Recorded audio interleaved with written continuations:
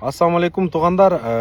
Мынагу 30га чыгайын деп калган, 30тан ашып кеткен, үйлөнбөй жүргөн мужиктер боюнча көлдүн ортосунан керезимди айтып коеюн дедим. Жакшы чубак устаз сөз айтып кеткен. Буттан турганча башка жериң турбай калышы мүмкүн депчи. Сен үйлөгөнчө кыямат болуп калышы мүмкүн.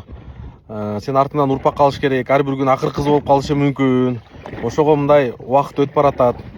Канча сыланганың менен сымбатың кетип баратат. Күзгө өзүңдү бир карап көрсөң.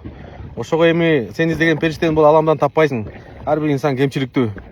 Да, бирөөнүн мурду чоң болушу мүмкүн, бирөөнүн көзү жылчык болушу мүмкүн, бирөө узун болушу мүмкүн, бирөө кыска болушу мүмкүн, бирөө арык болушу мүмкүн, семиз болушу мүмкүн. Сен ойдогудай бул аламда периште жок. Ар бир инсан кемчиликтүү. Ошого анча мынча көздү жумуп мындай көңүлгө туура келе турган болсо, эртерээк үйлөнө бериш керек. Себеби чубак устаздын айтканы бар. Бул дүйнөдө бизнеси бар адам ийгиликтүү эмес, бактылуу эмес, же бир карьерасын курган эмес. Кимге жакшы аял келсе ошол бактылуу. Аял келсе өзү менен кошо бакытты алып келет. Бул сенин балдарыңдын энеси, эми айтып бүтпөйсүң. Ошого эми эртерээк карап, аракет кылып үйлөнө бериш керек. Анча мынча кемчиликтерге көз жумуп.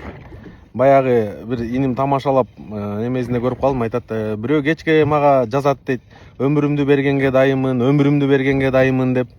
Анан кийин канча жаштасыз десем 40 жашка чыгайын деп калдым дейт.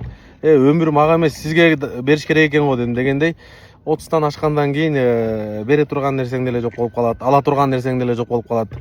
Уже мындай оор басырыктуу болуп, сүйүндө адамын сезбей каласың дегендей мындай комустун үнүн уккуң келип, тойго айген пакет көтөрүп баргың келип, башкача бир мындай каарылык кандай болбосун өзүнүкүн алат экен да. Ошого мындай жакшы кыз чыкса үйлөнө бериш керек. Анча мынча кемчиликти карабай, азыр 30га чыккандар уже төрттүрүп койду уже кээ бирлеричи. Силер болсо дагы деле жүрөсүңөр. Жакшы кыз чыкса карап туруп чечим чыгарыш керек, дагы үйлөнө бериш керек.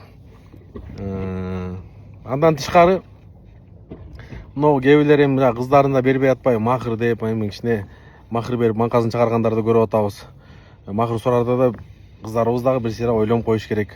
Махырдан кийин дагы баалуулуктар бар, жашоо бар. Ошого айтыш керек, мен сага махыр бере албайм, бирок мен сага бактылуулук бере алам. Кудай буйруса, иншалла эң маселе калың же той эмес, экөөбүздүн жашап кетишибиз.